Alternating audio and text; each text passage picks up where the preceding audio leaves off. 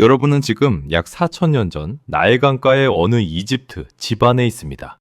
바깥은 뜨거운 햇볕이 내리쬐고 방 안엔 향연기가 피어오르고 있어요. 그리고 한 여인이 작은 항아리에서 끈적한 반죽을 조심스럽게 꺼내고 있죠. 그 반죽의 정체가 뭔지 알면 아마 여러분 표정이 확 굳을 거예요. 그 반죽은 다름 아닌 악어똥에 발효 반죽을 섞은 거였거든요. 여인은 그걸 뭉쳐서 자기 몸속에 조심스럽게 밀어 넣어요. 지금 우리 눈엔 상상도 못할 장면이지만 이게 당시엔 진지한 피임법이었어요. 임신을 막기 위한 그 시대 나름의 최선이었던 거죠. 자, 여기서 진짜 궁금한 게 생기죠. 현대저던트 피임 도구가 하나도 없던 시절, 사람들은 대체 뭘 했을까요? 악어똥은 시작에 불과해요.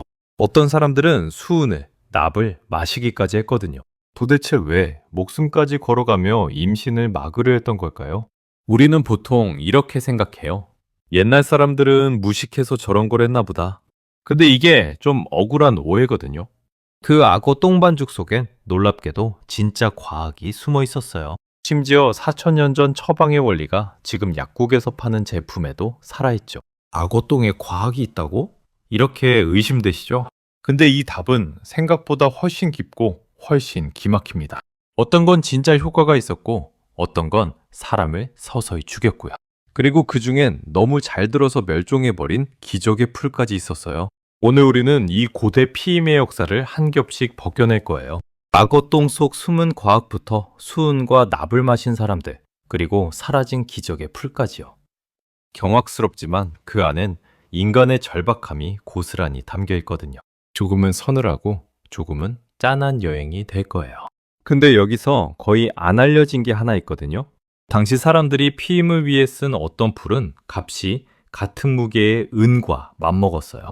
황제가 국고에 따로 보관할 정도였죠. 이게 무슨 풀이길래 그랬는지는 뒤에서 소름 돋게 풀어드릴게요. 자, 그럼 4천년 전 나일강가에서 시작된 이 은밀한 이야기. 지금 바로 첫 번째 겹부터 끄적여 볼게요. 이 채널 처음이시라면 구독 한번 눌러두시고요. 그래야 이런 소름 돋는 역사썰 계속 받아보실 수 있거든요. 자, 먼저 이 이야기의 무대부터 깔아야 해요. 지금 남아있는 가장 오래된 피임 처방전은 놀랍게도 고대 이집트거예요. 기원전 1850년 무렵에 쓰인 카온 파피루스, 그리고 기원전 1550년쯤에 에버스 파피루스. 이 두 문서 안에 인류가 기록으로 남긴 최초의 피임법들이 담겨 있죠. 여기 적힌 방법들이 좀 다양했어요. 악어똥을 발효반죽에 섞어 몸속에 넣는 방법도 있었고요. 아카시아 나무의 진액, 꿀, 그리고 양털이나 부드러운 실을 함께 쓰는 방법도 있었어요. 지금 보면 원시적이지만 이게 4천년 전 사람들의 진지한 의학이었던 겁니다. 근데 여기서 진짜 소름인 게요. 이 아카시아 처방엔 진짜 과학이 숨어 있었어요. 아주 쉬운 비유를 하나 들어볼게요. 여러분, 집 냉장고 문에 김치가 오래 안 상하고 있잖아요. 그건 김치의 산성 때문이에요. 산이 세균이 못 살게 막아주는 거죠. 아카시아 진액도 몸속에서 발효되면 젖산이 생기는데 이게 정자를 무력화시켰던 거예요. 실제로 원리를 뜯어보면 3단계로 작동했어요. 양털이나 실뭉치는 물리적인 벽이 돼서 정자를 막았고요. 꿀은 끈적해서 정자의 움직임을 둔하게 만들었죠. 그리고 아카시아의 젖산이 정자를 죽였어요. 놀랍게도 이 젖산 성분은 지금도 일부 피임젤에 쓰입니다.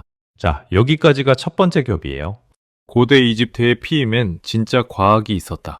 근데 여기서 냉정하게 짚을 게 있어요. 효과가 있던 건 아카시아 쪽이지 악어똥이 대단해서가 아니었거든요. 그럼 왜 하필 악어똥이었을까요? 여기서 이야기가 좀 더 기묘해집니다. 악어똥이 쓰인 데엔 몇 가지 설이 있어요. 하나는 그 자체가 물렁한 반죽이라 몸속에서 벽 역할을 했을 거란 거죠. 또 하나는 좀 주술적인 이유예요. 악어가 이집트에서 특별한 상징이었거든요. 근데 솔직히 말하면 악어똥 자체엔 피임 효과가 있었다고 보기 어려워요. 오히려 위생면에선 위험했을 가능성이 높죠. 동물 배설물을 몸에 넣으면 감염 위험이 컸을 테니까요. 즉 고대인들은 되는 것과 안 되는 것을 섞어서 쓰고 있었던 거예요. 과학과 미신이 한 항아리 안에 같이 담겨 있던 셈이죠. 근데 더 놀라운 건 따로 있어요. 이건 이집트만의 이야기가 아니었거든요. 바다 건너 고대 중국에서도 사람들은 임신을 막으려 애를 썼어요. 그런데 그 방법이 훨씬 위험했죠. 기록에 따르면 여인들이 수은이나 납을 맞췄다는 이야기가 전해집니다. 제가 보기엔 여기서부터가 진짜 서늘한 대목이에요. 수은이랑 납이 뭔지 아시잖아요? 아주 강력한 중금속 독이에요. 이걸 마시면 임신이 안 될 수도 있었어요. 근데 왜 그런지 아세요? 몸이 망가지고 장기가 상해서 아예 임신할 수 없는 몸이 됐기 때문이라는 해석이 있거든요. 자, 여기까지가 두 번째 겹. 어떤 피임법은 사람을 서서히 죽이고 있었다. 독을 마셔가면서까지 임신을 막으려 했다니 좀 충격적이죠? 근데 이야기의 진짜 심장부는 지금부터예요. 너무 효과가 좋아서 결국 지구에서 사라져버린 전설의 풀이 있었거든요. 그 풀의 이름은 실피움이에요. 고대 북아프리카의 도시 키레네, 지금의 리비아 지역에서만 자라던 식물이었죠. 생긴 건 별로 안 특별했어요. 통통한 뿌리에 노란 꽃이 뭉쳐 피는 정도. 근데 이 풀에서 나오는 즙이 당시 최고의 피임약으로 통했어요. 다른 데선 절대 못 구해요. 그러니 값이 천정부지로 뛰겠죠. 실피움이 딱 그랬어요. 오직 그 지역에서만 자라서 같은 무게의 은값에 팔렸거든요. 근데 여기서 진짜 기막힌 장면이 나옵니다. 로마의 율리우스 카이사르는 이 시리움을 무려 680kg이나 국고에 쟁여뒀어요. 키레네 사람들은 아예 자기네 동전에 이 풀 그림을 새겼고요. 심지어 실피움 씨앗이 하트 모양이었는데 이게 지금 우리가 쓰는 하트 기호의 기원이란 설도 있어요. 그런데 이 풀엔 치명적인 약점이 하나 있었어요. 재배가 안 됐던 거예요. 그리스와 로마의 똑똑한 학자들이 아무리 애를 써도 밭에선 자라질 않았죠. 오직 그 야생 땅에서만 자랐는데 수요는 미친 듯이 늘어나고요. 결국 사람들이 마구잡이로 캐가면서 이 풀은 점점 사라지기 시작했어요. 제가 보기엔 이게 참 씁쓸한 대목이에요. 너무 귀하고 너무 잘 들어서 결국 스스로를 멸종으로 몰아넣은 거잖아요. 로마학자 플리니우스는 자기 시대에 발견된 마지막 시리움 한 줄기가 황제 네로에게 진귀한 물건으로 바쳐졌다고 기록했습니다. 자, 근데 솔직히 짚고 넘어가야 할 부분이 있어요. 실피움이 진짜로 얼마나 피임 효과가 있었는지는 지금 정확히 알 수 없어요. 그 풀이 멸종해서 현대과학으로 성분을 검증할 방법이 없거든요. 그러니 확실히 효과가 있었다가 아니라 그렇게 믿고 썼다가 더 정확한 표현이에요. 피임의 역사엔 이런 믿음이 참 많았어요. 훨씬 뒤인 18세기엔 그 유명한 카사노바가 레몬 껍질을 썼다는 이야기가 전해져요. 반으로 레몬 껍질을 일종의 덮개처럼 썼다는 건데요.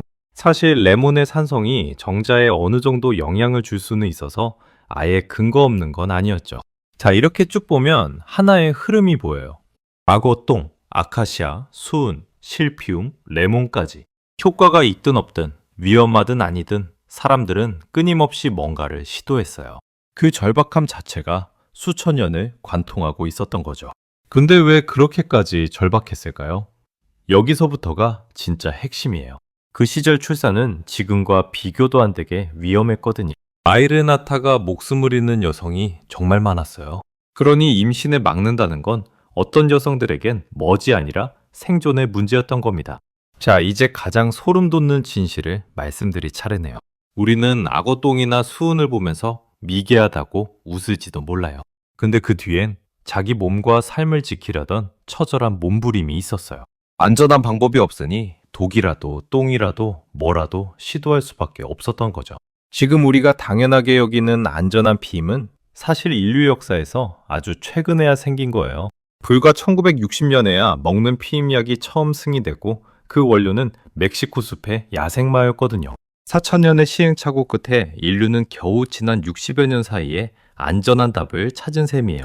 어쩌면 우리가 누리는 당연함이란 게 얼마나 많은 절박함 위에 세워진 건지 보여주는 이야기죠. 자, 다시 4천년 전 나일 강가의 그 여인에게 돌아와 볼게요. 악어 똥반죽을 조심스레 쥔 그 손을 이제 조금 다르게 보게 되셨을 거예요. 무식해서가 아니라 그게 그 시대의 최선이었던 거니까요. 여러분은 이 이야기 어떻게 보셨나요? 댓글로 남겨주시면 제가 하나하나 읽어볼게요. 오늘 이야기 흥미로우셨다면 좋아요 한번 꾹 눌러주시고요. 구독이랑 알림 설정해 두시면 다음 설도 놓치지 않으실 거예요. 다음엔 고대인들은 아플 때 대체 뭘 먹었을까를 끄적여볼까 하는데 궁금하시죠? 그럼 다음 설에서 또 만나요. 오늘도 역사 한 겹 같이 벗겨봤습니다.